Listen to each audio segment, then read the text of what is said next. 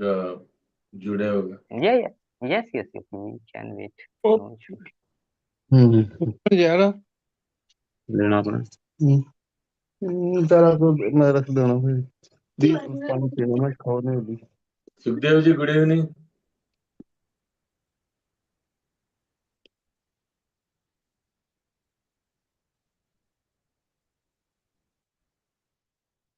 Shankar, good evening. Hello, good evening sir. Good evening sir, good evening, good evening, जय हिंद। Shankar, good evening. Unmute यार, unmute जी, अनम्यूट जी। Good evening. Good evening sir. Good evening जय, good evening.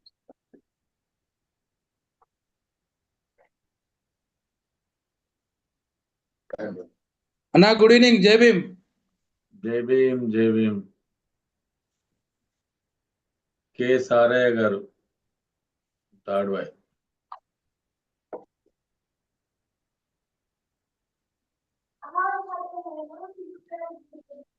సారే గారు, ఒకసారి మీది ఓపెన్ చేయండి,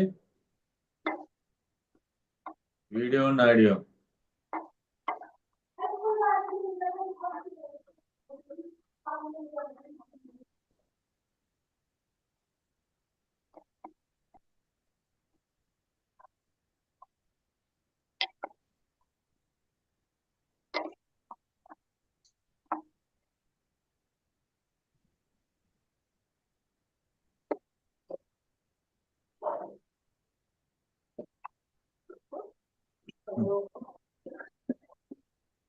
यार ये चावल अच्छे बनाए हैं, समझे? चावल बनाए సారే గారు తాడ్వాయ్।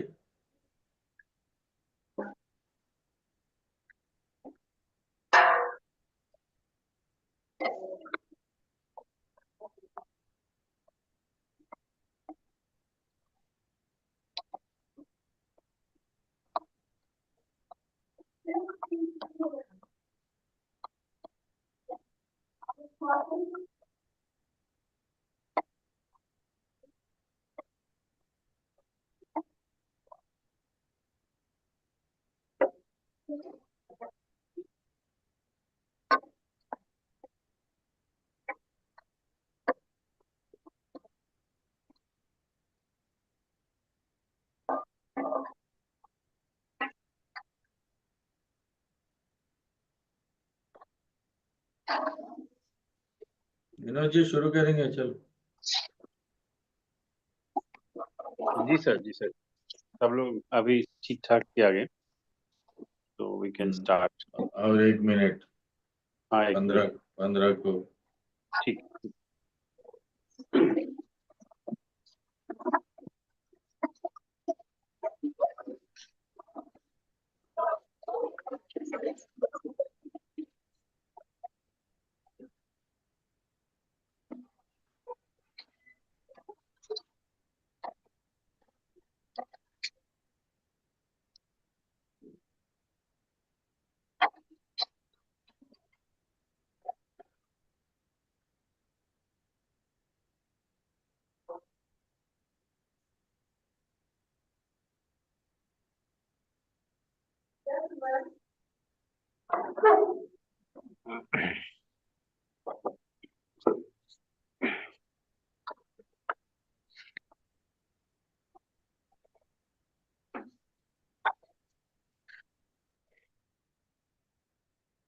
शुरू करें sir?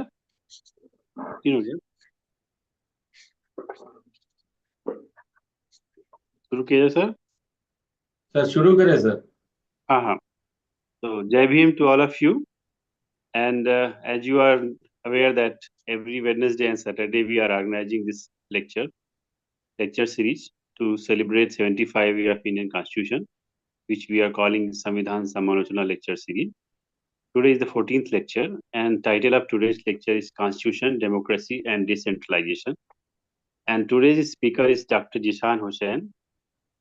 He has done PhD from JNU, and he is a researcher who specializes in intersection of democracy, development, gender equality, pluralism, and he has explored Dr. Ambedkar's concept of social justice and minority rights. He has widely published his research in various international and national journals.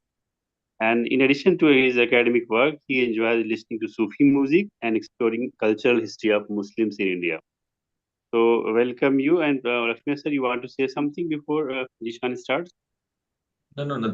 Thank you. Thank you very much, Jisan Hussain.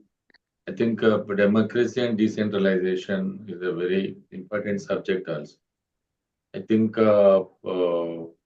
my again request is it should be more circulate. Somewhere we are missing. We have to Ravi and Vinod, myself and other Sukhdev ji एक बार इससे लिए बात करना है कल और परसों इसको और ज्यादा जोड़ने की सोचना है क्या प्रॉब्लम है क्या हो रहा है चलो anyway welcome to Zeeshan Hussain I think I will hope is the best lecture in this series. Thank you, sir. Thank you. Okay, Jishan ji, you have Okay, 30 to okay. 40 minutes. Yeah. Okay. Uh, thank you to Center for Dalit Studies and IIDS and all other organizations for accepting my presentation. I am new, more or less new to this. In PhD, I have worked on this topic, but I think I'm still learning. And I plan to write a scholarly paper based on this. So this presentation is also a kind of engagement, a kind of dialogue with you all. And I look forward to important suggestions to improve. Uh,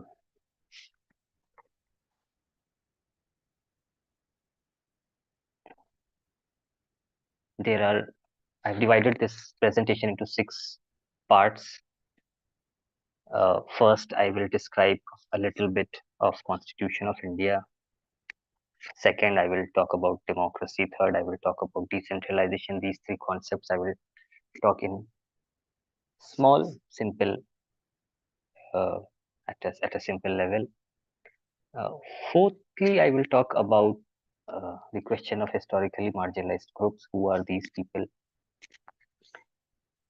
After that, I will talk a little bit on the values which informed my PhD work and still informs my work these days.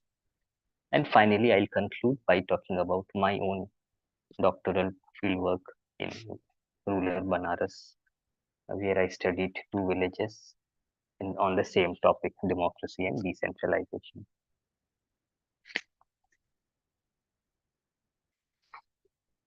So, when we talk about Constitution of India, more or less these days we see there is much ado about Constitution and everyone is supporting those who are in favor of discriminated groups as well as those who are already discriminating. So a lot of rhetoric is around Constitution and which makes any critical mind to investigate what are the things said in the Constitution. One of these is the issue of constitutionalism, which means that it is the Constitution which is above the government, but not the government which is above the Constitution. Okay. So government is abide by the rules and regulations and values and principles given by the Constitution of India. This is my first point. Second point, what are constitutional values or often called what is constitutional morality? Constitutional morality can be easily seen if we see the preamble to the Constitution of India, which not only introduces us to the Constitution of India, but gives us broad values guidelines which should define the whole constitution. It is the heart of the constitution. Here, I would like to highlight three, uh, 4 points rather. It is socialist. We, the people of India, having solemnly resolved to constitute India into a sovereign, socialist, secular, democratic republic. I want to highlight 4 points: socialist, secular, democratic, and republic. And to secure to all its citizens justice, liberty, equality, fraternity. These are again 4 important values: justice, liberty, equality, and fraternity. So, if these values are kept in mind, the whole constitution of India can be grounded and read. Third point I want to highlight is constitution is a living document.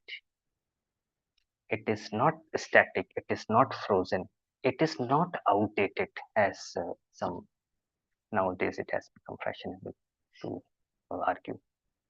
It is self-reflexive and uh, dialogical. How? Because it has two gateways. First, interpretation by courts. Second, amendments by legislature. This makes constitution living and dynamic text, amenable to, adaptive to the changing circumstances. My final point is, often we see that not so expert people talk about constitution and Ambedkar as in one, as if they are one and the same thing. I I would like to argue, when we read Ambedkar, and when I read, particularly I want to mention when I read the foreword to the book Dr. Ambedkar and Democracy, an anthology by Christoph Jeffrello and Narendra Kumar. The foreword is written by Sukhdev Thorat. There he talks about how Ambedkar wanted constitution and how he has to like negotiate with the assembly. Thorat sir says like there are few points. One major point, two, three major points I want to highlight. One of them is about state socialism or economic equality based, backed by economic equality, backed by constitution. Today we are living in India, where we have political equality. B.R. Ambedkar wanted that we should also have economic equality. Second is the question of real representation and nominal representation. B.R. Ambedkar was of the view that discriminated groups should get real representation, not nominal representation. Which, why it became so? It became so after Pune Pact. So, and there are some minor things here and there, like for Ambedkar, he preferred, like he gave preference to equality over liberty and to fraternity over equality, right? For him, nation means a place, a psychological feeling of belonging, a form of associated living, he says. So this is this is the spirit of constitution, the, the how what B.R. Ambedkar was trying to do but could not, and he had then a different approach to that writings and things. Second point is democracy. So when we study democracy broadly, we see two major strands. First, normative or theoretical understanding of democracy, mainly proposed by political theorists. Second is the practice of democracy, how democracy is actually implemented in various nation states or countries. This is broadly done by sociologists or anthropologists. The political theorists say that democracy is about elections, your political leaders having a fixed political body. In our case, it is parliament. It has to have space for debate, dialogue. It has to have substantial opposition. Democracy runs through institutions. It has definitely it has to have rule of law. There should be citizenship rights. These are the broad characteristics and of democracy and proposed by political theorists. In today's time, we see liberal democracy is the dominant form of hegemonic form of democracy. Here, individual rights and opinions is deeply respected. The second point I want to highlight is practice of democracy, which is done mostly by sociologists and anthropologists, how democracy is actually implemented. So now the focus shifts beyond government institutions and regimes. The focus is now on local meanings, circulating discourses, and changing forms of power. The one person whom I referred to in my work was Julia Pele. She is an anthropologist of democracy. In case of India, I found scholars like James Maynard, Jeffrey Woodso in Bihar, as well as Zoya Hassan's recent book, Democracy and Trial. These people have studied India in its actuality, how democracy is actually practiced.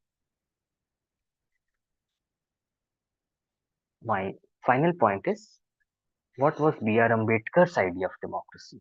We see that he was dealing with both the aspects, both the prescriptive, that is theory, and the descriptive, that is practice. So what are the major characteristics of B.R. Ambedkar's idea of democracy? Three major points I want to highlight. First, democracy has three major angles, points. It is political, it is social, it is economic. These three, political, economic, social, democracies unite to form a functional democracy. If any one of these fails, democracy will fail. Second point, democracy is not majoritarianism. It has to have safeguard for minorities. And third, Ambedkar's conversion into Buddhism is a step towards actualizing democracy in India. Okay, so these three are major points which I believe, and I got to know about it when I read the book Dr. Ambedkar and Democracy by Christoph Jefflow and Narendra Kumar. 2 points I want to highlight on Ambedkar's idea of democracy. First, he differentiated between political majority and communal majority. He said that in Western societies, majority is political based on ideas and they are changing. Liberals and Democrats and conservatives, Republicans, etc. But in case of India, sadly, it is communal, which means it is fixed and based on identities. Caste and religion, two major highlights. So what he proposed, and this he argues in his text, Communal Deadlock and a Way to Solve It, 1945. What he proposed that we should not have absolute majority because it is communal, because it will always handicap minorities. We should have relative majority, whereby majority will run the government, no doubt, but with the consent of the minorities. So this is This idea I have used in my work with Dr. Ambedkar's idea of democracy. Third point is decentralization, which is the third concept I'm using in my lecture or rather presentation. First is uh, what is happening across the globe on the theme of decentralization. Second, what was happening in case of India that time, and finally the core of our discussion, which is uh, amendments happened and Panchayati Raj institutions were given constitutional status. So, in case of we see is uh, that decentralization broadly means devolution of power. Power has to be devolved from higher level to lower level. Decentralization can be of three types. It can be political responsibilities getting devolved. It can be administrative, and it can be financial. Scholars like Harvey Blair calls it democratic decentralization, where the citizens at the local level become responsible and make their local state accountable. So this decentralization is democratic. This concept has been used then again by many scholars. What are the benefits of decentralization? There are broadly three major benefits one can see. First is that local people tend to have, it is assumed local people tend to have more knowledge about their locality than a province or centralized system. That is why power to the people. Second, the deliverance of goods and services by centralized government is assumed to be less effective than if it is done via local government. And finally, local government can be made more accountable to citizens than the centralized system. Because of these three reasons, we see scholars across the world, even institutions like World Bank, support decentralization. In the same line of thought, we see decentralization in India happening. Panchayati Raj in India was a book by Muhammad Aslam, published by, I think, National Book Trust, which I read to understand the history of PRIs in India. So, broadly, first is Balwant Rai Mehta Committee. It was formed in 1957. Afterwards, in 20 years later, Ashok Mehta Committee came, and finally, we have 73rd Amendment, when PRIs, Panchayati Raj institutions, were given constitutional status. 4 years later, by the way, in 1996, we also have PISA, Panchayati extension to scheduled areas. I think that was the full form. So this act controls the broadly Adivasi majority region, and power is devolved to the people. Now, the Indian state, which was two-tier, central and regional, became three-tier: central, regional, and local. In the local level, at the local level, again we have three tiers: village, above that block, and finally district. So, Panchayati Raj institutions make the Indian state three tiers, as well as they themselves are three tiers. What are the major characteristics? It focuses on economic development apart from local governance. It gives power to Gram Sabha, substantial power. Elections are held every 5 years by the state government, and it is women got 33, one-third of the seats as reserved, and SCs and STs got reserved seats as per their population. These are the major characteristics of the 73rd Amendment. PRI, Panchayati Raj institutions were formed in India. My work on PRI broadly didn't deal with much with governance and development and other issues, which is broadly done by economists and others. I focused on, and I still focus on, participation by excluded groups. So I'm here using, which is the fourth slide, uh, the term historically marginalized groups. Various scholars have worked on this theme through by using different names, which more or less they all mean the same thing. For example, some scholars, in case of concept at the level of concept, Anne Phillips, in her book Politics of Presence, talks about group rights in liberal democracy. In the same format, group rights in liberal democracy is taken up by scholars like Rachna Bajpai, who talks about representations of Dalits, Adivasis, and OBCs. Some other scholars use the term minority rights. They use the framework of nation states. For example, Rilke Mlika, in her book, in his book Multicultural Citizenship, talks about minority rights.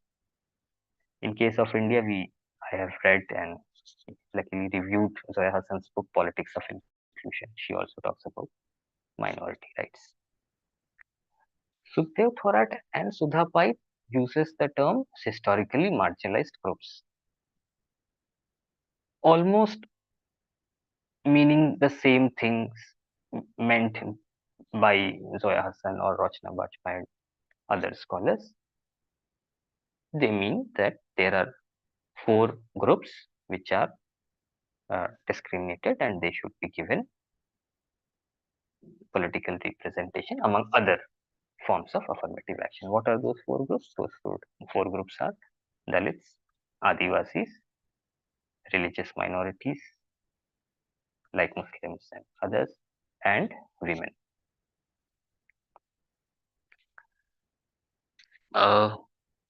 Political representation is just one of the many steps to include the excluded. And there are many steps and all are important. It can be legal safeguards, special acts in favor of discriminated groups. SC/ST Prevention of Atrocity Act is one thing. We can have cultural rights. In India, we have educational institutes by religious minorities can be maintained by them. And these days, and other scholarships and reparation. Amit Thorat is doing work on reparation. So all these together talks about inclusion of the excluded group.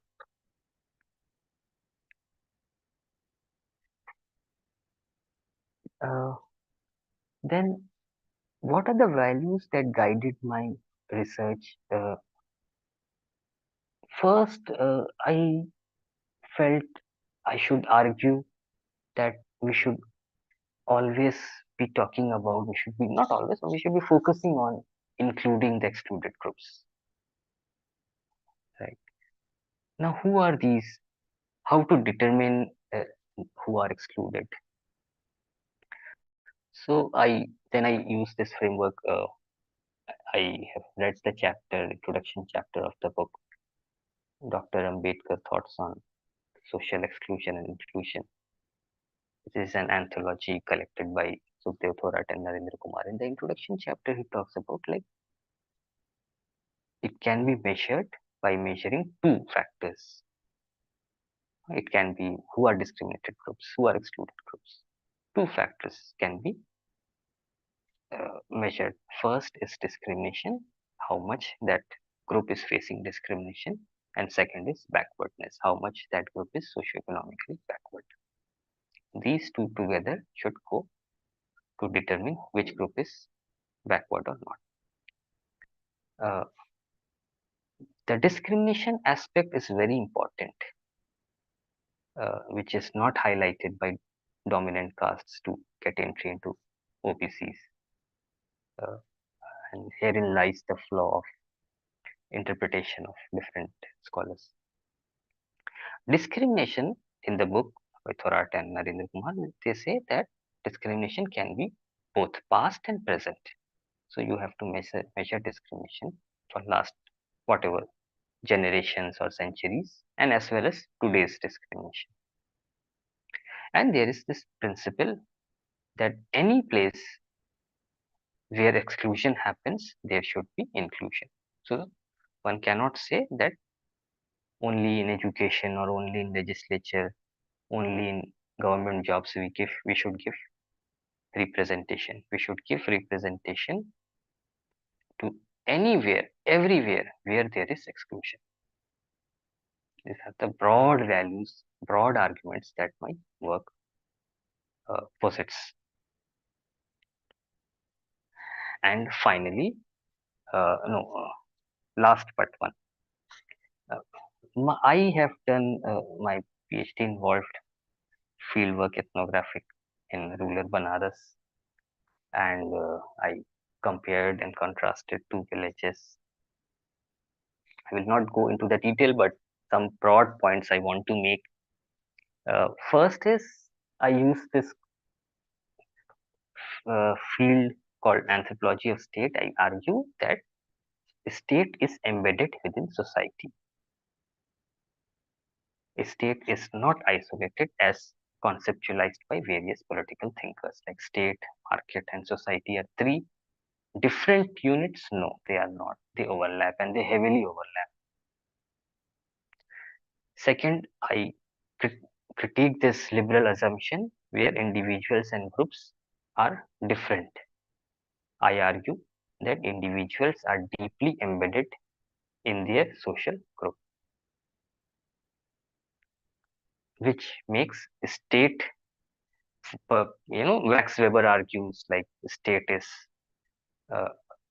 rational, it is cut off from society. That can be conceptually, but in practice it is not.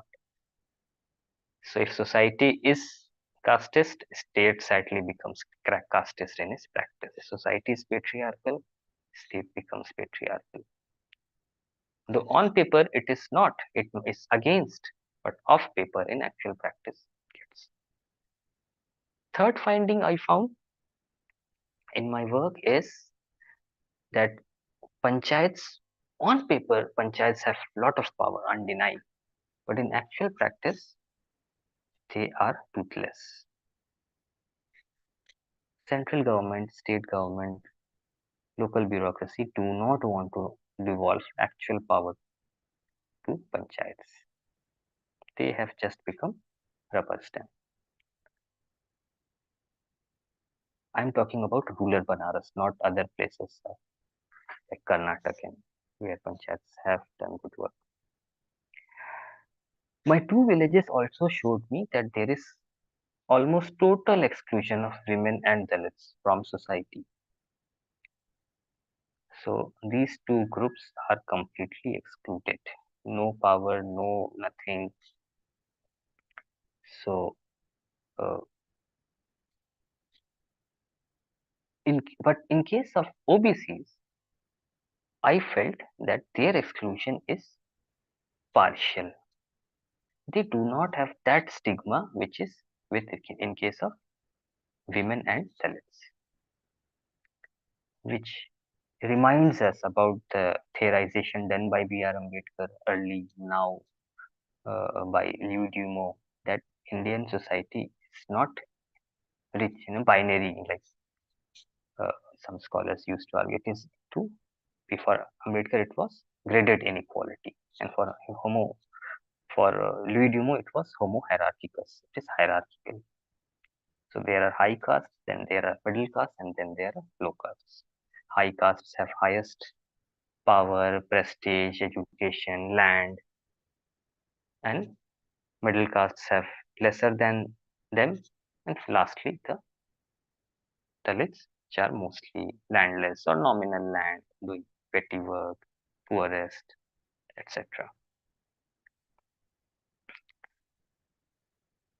Uh, I also borrowed the concept of development as used by Stuart Corbridge and John Harris in their book Reinventing India. They talk about development as not merely material but also symbolic. So I argue in my work by giving representation to Dalits and women, one should not merely ask what kind of material development did, did they bring to uh, their villages by becoming pradhan or members, but also the symbolic changes happened in their communities. A Dalit person going to a Dalit pradhan is they went there without fear, but the same thing when happened in my these two villages had particularly Brahmin family, very strong family, and they have been controlling panchayat for generations. There was lot of fear. People used to avoid going there. Similarly, in case of women, what I argue in my work is because society is so much hierarchical and certain groups are completely excluded, so much so that even when they become member of the panchayat or pradhan, nobody like actually they can work out things because society and state is so much against them. This doesn't mean that representation should not be given. This means that representation should be given because if we do not give this representation, even the symbolic value of development would not be able to reach the people. I can give you one example from my PhD work. In case of women in rural areas, particularly in Hindu high caste women, they are secluded from the community. Nobody can see women from Brahmin and Thakur community. These two are dominant castes of East UP or Banaras district called Purvanchal. So, in case of elections, what used to happen? Posters were pasted across the village, and they had the picture of woman as well as uh, like who is backing her husband or father. So the mere fact that we can have some symbolic acceptance of women in public life is, I think, an important contribution of representation, political representation. Uh, Let me conclude then. So what I through my work I aspire to reach and write is a society which is without any kind of discrimination, and representation is one of the steps to check discrimination, which can be done. It can be easily. I've used the concept Begumpura in today's presentation, the concept given by uh, Saint Sant Ravidas, which is very famous saint in Banaras. Every nook and cranny you will find his statues. And this can be done by following the values enshrined in the Constitution.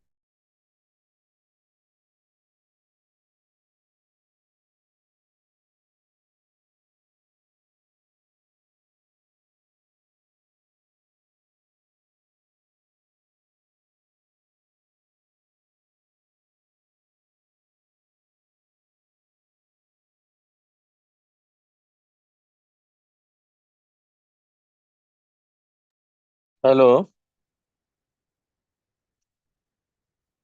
Hello. Hello, Is there any problem? this is Dr. Jishan.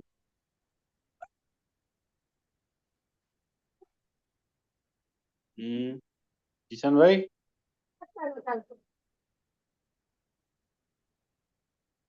अच्छा उनको शायद sound connect नहीं हो रहा था। किशन भाई सुन पा रहे हैं? हाँ, सुन पा रहे हैं सर। अच्छा अच्छा, ठीक है। आपका हो गया हाँ क्या सर। कंक्लूड? हाँ, हो गया, हो गया। क्या टूट कुछ कट गया था नहीं क्या? सब, क्लिक। हाँ बीच में हाँ, बीच कट में। हो गया, कट अब्रप्टली कट हो गया। हाँ इसी लगा हमें। Oh, thank you okay, okay. Dishan bhai, बहुत this was very good presentation and also you explained it nicely and I think all of us could understood because of your style of presentation was very simple and also you hmm, narrated thoroughly with simple language and simple examples and we really understood the issue of decentralization and local governance and so Lakshmi sir your comment and then we will take the questions. Nothing, sir. Please ask the questions. Invite. So dear friends, please ask your question, your observation also you can share if you want to comment on the presentation or the anything your experience from the field since many of you are working on the grassroots level. So how do you observe that how local governance and decentralization is helping for the empowerment of the marginalized people and if not why it is not happening? Your questions.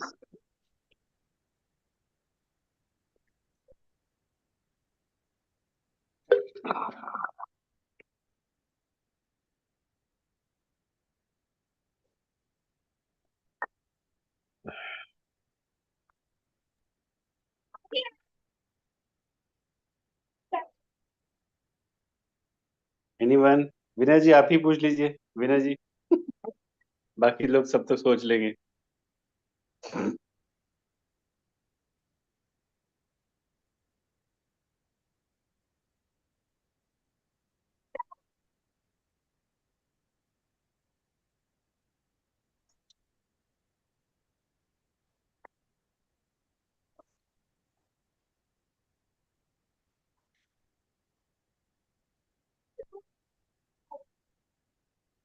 तो जिशान भाई मेरा question है चलिए मैं शुरू हाँ sir. करता हूँ. What were हाँ। the factors? Do two things like what are hmm. the enabling factors? Any case study or anything you observed in which the people, marginalized sarpanches, or were able to use the power given to them? What are the enabling hmm. factors? Hmm. And if not, what are the barriers? If you can mention. Yes, sir. Exactly. My presentation has like used slides to talk, but in a flow-flowing conversation, I would have definitely made perhaps more point clear.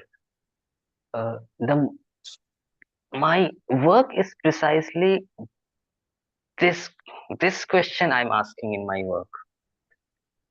When we say, the for example, it's very like whether your question is parallel to that, whether Dalits have been or women have been able to deliver.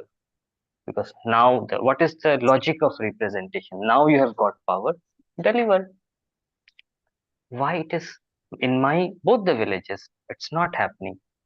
Why? Because the state itself is structurally, panchayats have very less power, and even if you have some power, it's not possible to maneuver those, you know, what the circuit of network, which is again casteist and patriarchal. So how will you exercise your power? This is a deeply like, it's a sad story, but when the society is like this, how will you do that? There is no way. The societal prejudices spills over state, uh, and so this becomes very disabling. Actually, very disabling for people to do anything. Uh, and in case of democracy, the second point is in case of democracy, the numbers matter a lot. So villages where Dalits are less in number, even when they get reservation, they cannot be elected because non-Dalits or caste Hindus are in majority in those villages. No, in the reserved Dalits seats, themselves.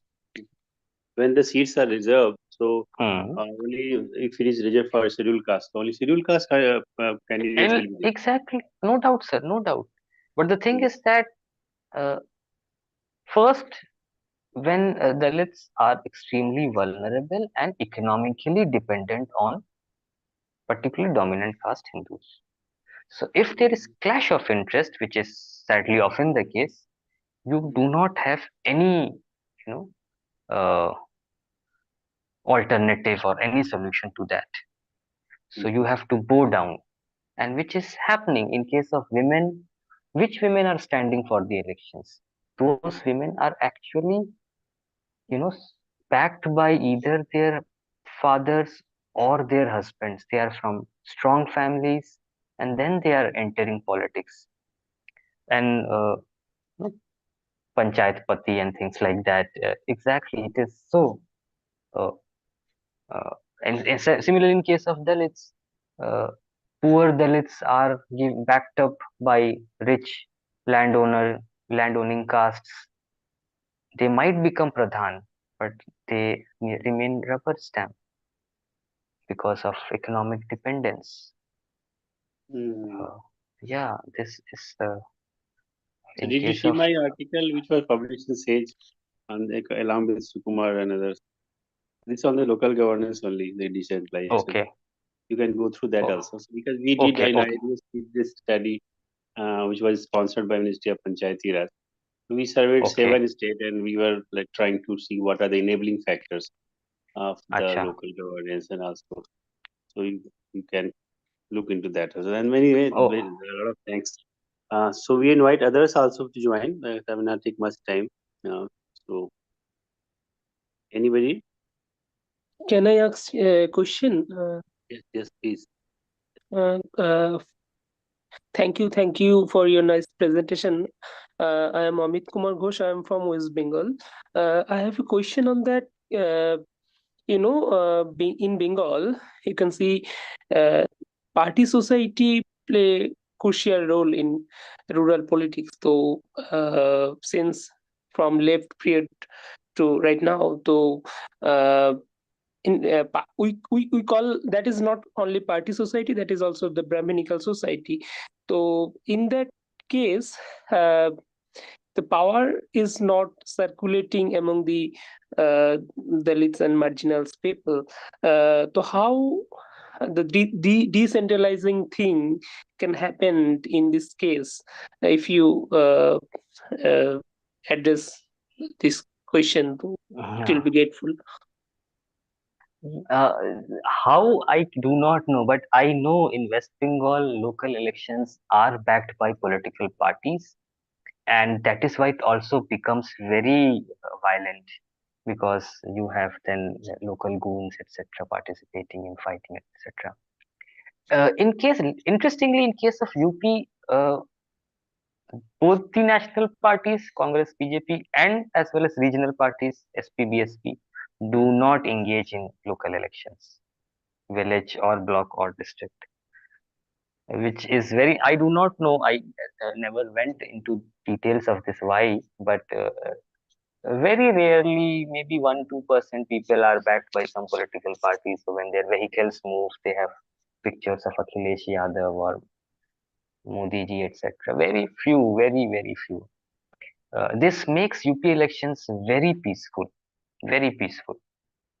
unlike in West Bengal, because violence is not possible in village society or in any local society because then you can very easily identify people who are doing violence, and it will lead to boycott, economic boycott, and things like that. So violence happens, but not of that scale. Uh, uh, Violence do happen, but definitely far less. I do not know how we can overcome these problems, uh, which is Jishan ji, is the violence is not there because of, I think, there is no resistance. If there is a resistance, violence would come into. One can say so, sir. Perhaps, maybe. I mean, what kind of violence are you talking about? I was talking about panchayat elections. I was not talking about intercaste violence. Reason. I don't know.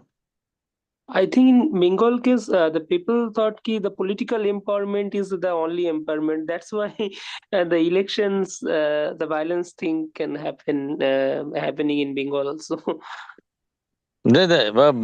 Political awareness and political power uh, mongering.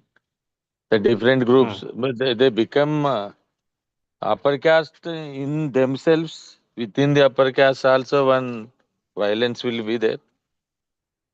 Otherwise, upper caste they never accepted to lower caste to have this thing. Violence will come.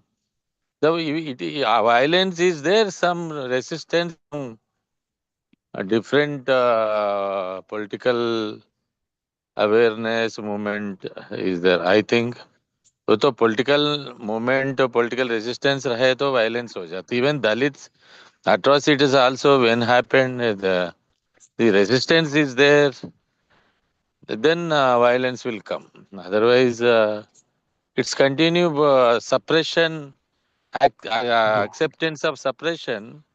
There is no violence. Yes. Suppression will continue like. Yeah. I I mean, think. in case of ruler, like, yeah, Purvanchal, broadly, caste is nor like the institution of caste is running through the normalization of violence. Nothing can be Hmm. more violent in case of like exclusion of certain groups from village affairs and things like that.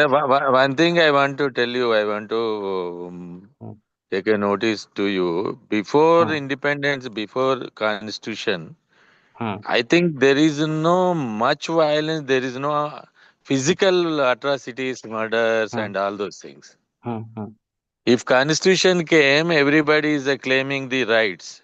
hmm, Then upper caste would have a react and hmm, then attacks. I think in Ambedkar statements and his presentations, the discrimination is there, untouchability is there, so many what is the oppression is there, but there is no hmm. murder, there is no attacks Hmm. in his report. Okay, Wherever he, interesting, that is a very interesting. thing. Where is the violence? Hmm, Something is the resistance is there. hmm. Agree. Even two groups of landlord, two groups of upper caste also can have the one group upper caste, another group the depressed classes or backward classes or Hmm. scheduled caste are there. Violence is a reflection or symbol of the resistance. I think that Yes, is very, very, very important point. whatever resistance Yeah, within the community, within the upper caste, within the landlords or other than landlords in different groups. agree, agree. And also, one thing also I've read, uh, when BSP came in power, BSP, took careful consideration of police stations filing FIRs, and Dalits became confident to go to police stations and get Yes, their yes, FIR. And so it yes. increased the number of violence on paper, but off paper, those that violence was already happening since generations. Well, So this is also an interesting thing. violence means I think murders, all those things. I think it cannot Hmm, more. Well, happened. I don't reject, but number is well less. If you hmm, take in our Andhra Pradesh, Kurvi hmm, Vinay Kumar is there in the group. hmm. You know murders of the Chundur Karam child. How it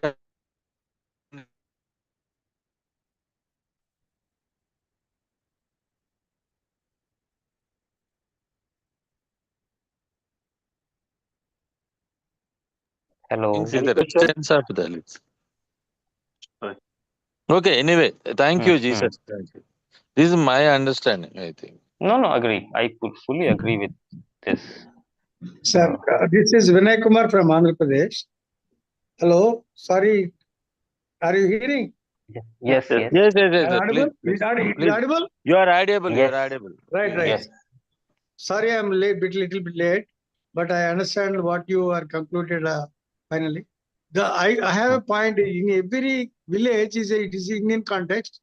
It is Hmm. it is one nation itself. It has Hmm. its own national character. It is not a Hmm. village character. I think Hmm. it has its set of rules, customs, everything. When there is a conflict is arising, when the constitutional values or the systems are introduced properly, then the village systems and customs will conflict, encounter those systems. Then there will be a counterpart will be arise. It is this is the state of violence. That what you said is very nicely.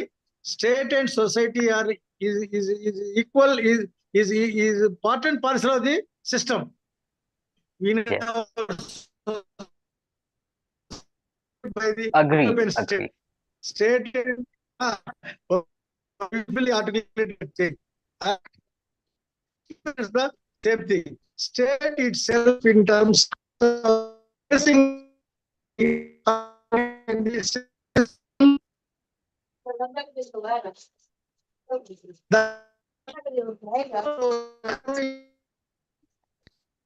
the mindset of the decentralization of the governance in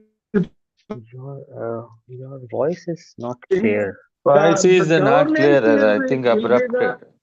Anna, is Yeah. it not coming? Abruptly Yes, stop. I agree. I mean, I broadly agree. Before the, this 1992 73rd Amendment, both the villages were having pradhans from high castes, particularly Thakurs, Yes, particularly sir. from Thakur landowning castes, and they were not elected; they were selected people. Yes, exactly. And yeah, so It but is when a this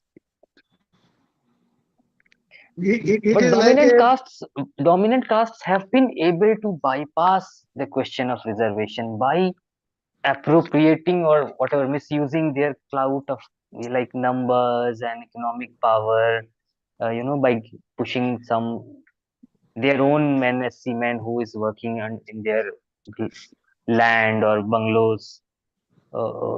This at least in these two villages, which is I mean, one of the village, this was happening. And similarly, in case of women, what is the liberal assumption that a woman is independent, a Dalit is independent, right? This is the liberal assumption. Is it working? No. She is under the forces of family, culture, village, society, religion, etc. Dalit is under the forces of economy, polity, and things like that. So it doesn't happen. This is my critique and critique of like many scholars. Like this, so, and this is very popular. Like Mayawati became CM. What she could do? B.R. Ambedkar became minister, and what he could do? Are these not failures? But how can they implement their thought? Who will follow their orders and things? No one. Nobody talks about it. Or WhatsApp groups I read, like look at reservation of SC/ST. They are just such failures. But nobody talks about separate electorates and joint electorates. So this is the liberal assumption which is dominating the world. Like uh, this is my critique. This is my critique of liberal democracy, and the same liberal democracy again fails to understand group rights. Uh, and it gets difficult, like to talk about what Anne Phillips called, descriptive and substantive representation. So uh, excluded groups want their people to represent them and get resources and things like that. This also includes dignity and interpersonal relationship, something which is beyond the eyes of liberal scholars and things like that, right? For example, if I don't want it to name, but like let us say Andre Betai. Andre Betai says like democracy runs through institutions. No doubt, democracy has democratic institutions governed by democratic ethos. But who will actualize the values of those democratic institutions? How much you can make people accountable? So you have to have oppressed people to represent their interests.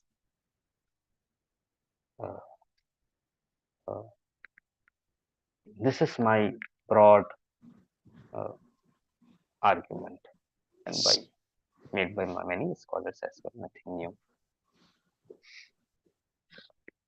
Whether we suggest to separate settlements for Dalits and other weaker sections in the society for their own governance, we can demand for a separate settlement and for a separate panchayats for them to govern themselves as is an alternative, is a viable alternative, or it will be a emotional approach. Can you explain Sir, with your experience I like yeah, in this about context? yeah, Some I have very little knowledge about alternative, but as far as separate settlements are concerned, uh, I have seen Maharashtra villages. Dalits are completely excluded from caste Hindus, like all the touchable Hindus, so to speak. So they are already separated.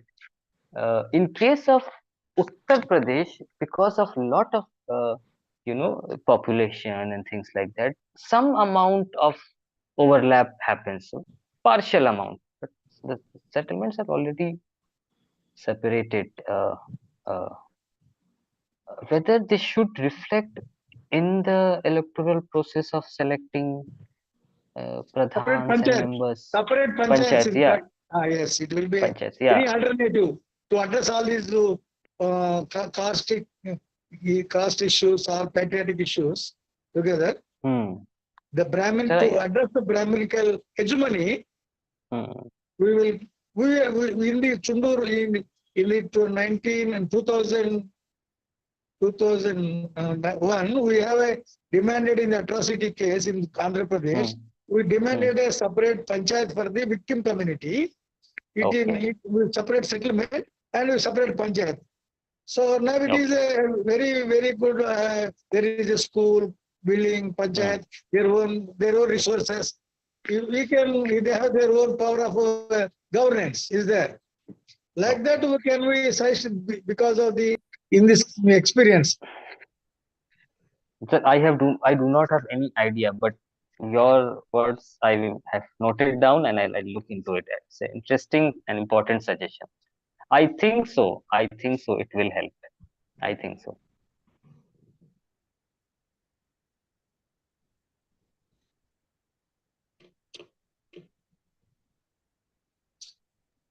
So Vinodji, we can Anyone conclude. else? Yes, sir. Actually, yes. Any questions? Anybody I else? think nobody is there. Yes, the time is also almost over. Dr. Jishan, thank you very much for coming and sharing your research with us. And really, it was a wonderful discussion. It's very important issue we have discussed today. So we will keep you posted also for the future lectures you joined. Thank you, sir. Lakshmi sir, any announcement for? Amit, some other people are joining now. That please collect their numbers to send future invitations. From West Bengal, some friend came, Amit Mhm, Ghosh. mhm, If Hmm. somebody is there, his number, Amit is there. Hmm. Please drop your number, sir, Amit Kumar Ghosh. mhm. Like that, we can collect, have a one group we can prepare. Otherwise, every state should have a 4 5 people. Then we will address them and they will distribute in their respective states. I think that's a better. Yes. Dr. Jishan One is also thing, from Kolkata, sir. Okay. Amit Kumar Ghosh, please drop your number in the box, chat box. He has dropped, just dropped. He dropped. Okay, okay, okay. Please Okay. note down, Ravi. Okay. Sir. Thank you, dear friends. See you on next Wednesday, Okay. 7 p.m. Yes, that is, yeah, 26. Okay, sir. Thank you. Thank you so much. Thanks, Dr. Bye. Thank you so much. Okay. Thank you. Jai Bhim. Jai Bhim. Jai Bhim.